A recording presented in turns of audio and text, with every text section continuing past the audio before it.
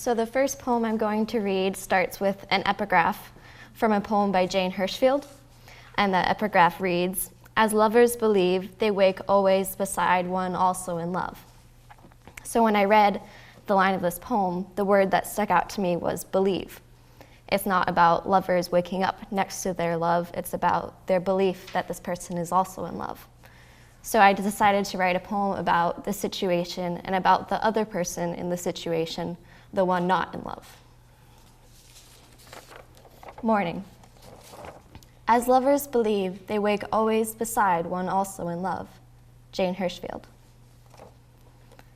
It happened again. I close my eyes to remember the dream. I grasp only the taste of chocolate, of lips on mine, eyes in the thorny, twisted dark, the burst of sick nerves and excitement in my chest. Gray-blue light seeps through the window shades. A garbage truck shrieks, its moans the only sound. The man beside me stirs. A snore escapes his mouth as he fumbles for the blanket, pulls it higher, mumbles a few words. Morning, my love. My next poem is about crossing a river. And while this could be seen as a metaphor for an emotional journey, it's actually very literal. I'm from Kennebunk, Maine, and I live about 2 miles from the beach. And one thing I like to do is to go to the beach and then wade down the river that feeds into the ocean at low tide, because when it's really low, it only comes up to my knees. But one time I waded down the river for about 2 hours, and when I turned around, the tide had come in, and the river was very deep. So I had to wade across it, and I couldn't swim because I had my cell phone and my backpack with all my clothes and things. So I had to wade across the river, hoping it wouldn't get too deep. River crossing. Water crept up to my chin. On the other side of the river, grass swung in the wind. Mud squelched beneath my toes, snails squishing, fish shit smearing, glass and bones stabbing. I swallowed, and the line of coolness where water met air inched up my neck. The ties of my bathing suit wrapped around me, writhing like jellyfish tentacles in the current. The river smelled of salt and rain, the incoming tide fusing with fresh water, pushing up, higher with each passing minute. The sun slid off the sky.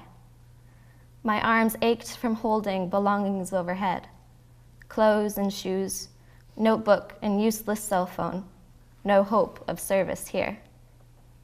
Far off, I could hear the dull smashing of waves on the beach, though the whining gnats and my own quick breaths almost drowned out the sound.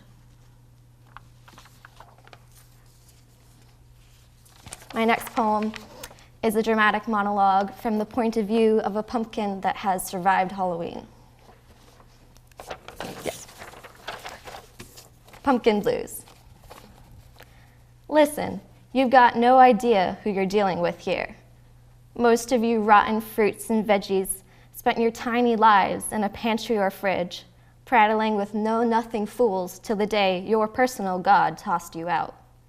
Not me. My God picked me for something more than a cell. He cut into me and scooped out my guts, barehanded, clawed my innards until I was barren, a vessel for the strange, jagged designs he carved on my skin with a half-blunt steak knife. I was dumped on his temple steps with 2 of my brothers cut up like me. I could see their bowels rotting as fast as mine. Other gods came and went, covered in eerie trappings and shrieking awfully. One kicked my brother into 3 pieces, then ground him to pulp with her small, sticky boot. 2 days later, I'm chucked into this compost bin for my troubles, and you try to tell me I'll soon nourish the plants that will feed those gods? Not me. I've given enough to them. My next poem was inspired by the prompt, write about peanuts. Peanuts. I can't believe how old I am, Dad says. I don't feel it. We're halfway there. 2 hours, a gray highway, blurred green-brown trees, and a constant swath of blue has spooled around us. Dad eats the last of his pretzels, crumples up the bag, and pulls out a can of salt-free peanuts. He turns 65 this month, an age his father never saw. Heart attack. Dad takes off the lid, rips back the foil, and the smell floods the car. Crunch, crunch. Swallow, then wrestling as he fumbles for more. Weren't you supposed to stop eating those? I ask. Not because the stench makes me want to crank open my window and gasp in fresh air. Salt-free are fine, he says. No matter that he goes through a can a day still. He will have a heart attack in another year. I stare out the window, breathe through my mouth, and try to block out the sound of crushing, of crackling. My last poem also starts with an epigraph. This one is the very common saying, "That ship has sailed." And the ship often refers to an opportunity that's out of reach, but I decided to think of the ship as the actual person that is out of your grasp. Ships. That ship has sailed. 1,000,000 people and amber. If we were ships, then we passed each other, the dead of night, moon glinting off your sails, dark gleaming deck, all I could see. If we were ships, then we never docked in the same harbor, yours merchant crowded, silk and cardamom on the tongue, mine a shallow reef on a speckle island, a dot of green in the turquoise sea.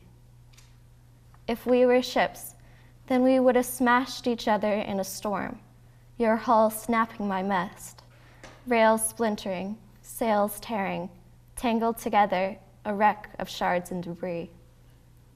If we were ships, then but everyone knows that I am the red-gray kestrel gliding over wind-chopped waves, and you, the current eddying far below, all movement, momentum, and undertow. Thank you.